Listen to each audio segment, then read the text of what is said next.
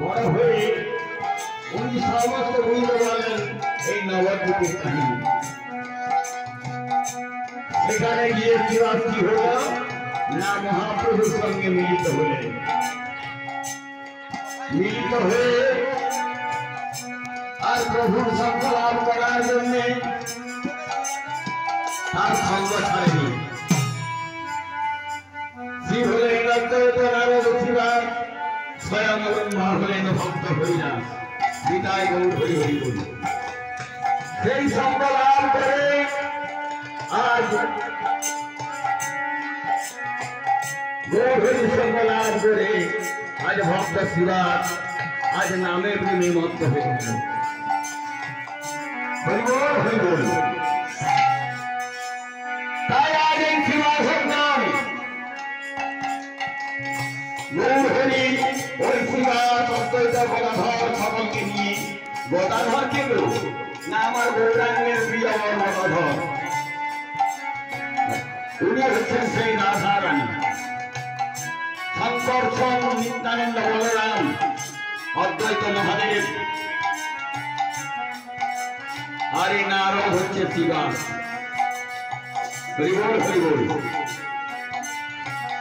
তাই আর মহাদেব কি বলেছেন দেখো শিবাস জঙ্গলে নাচে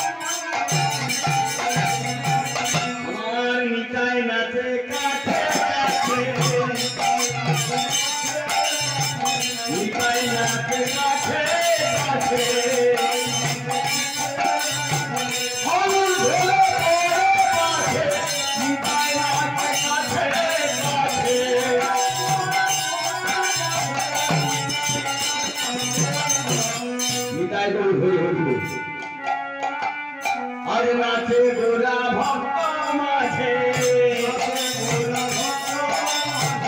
নাচে গোরা ভক্ত মাঝে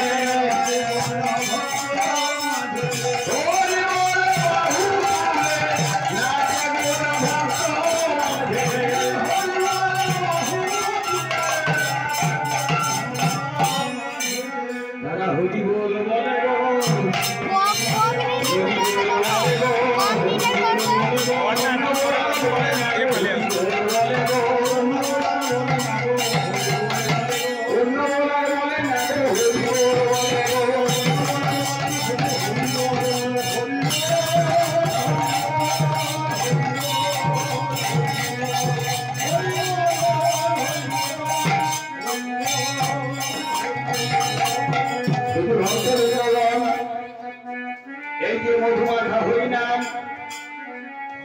এই হরিনাম করতে গেলে আমাদের কাকে প্রয়োজন গো? এই হরিনাম করতে গেলে আমাদের কাকে প্রয়োজন? না গুরুসে করুণা সিন্ধু পতিত জনার বন্ধু গুরু বিনা নাহি গণেশা।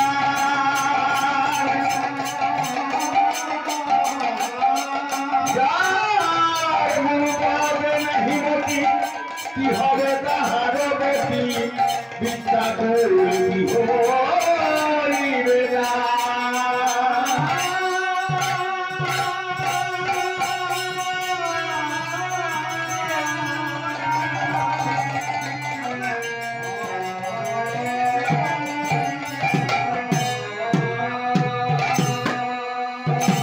এই যে গুরুদেব যাদের দীক্ষা হয় না আমি অনুরোধ করবো তারা দীক্ষা নিয়ে নেবেন। তার কারণ অদীক্ষিত অবস্থায় কোন সাধু বৈষ্ণবকে যদি এক গ্লাস জল দান করা যায় ক্ষতি হয়। যার জন্য দীক্ষার প্রয়োজন। এই গৌর হরি আমার দীক্ষার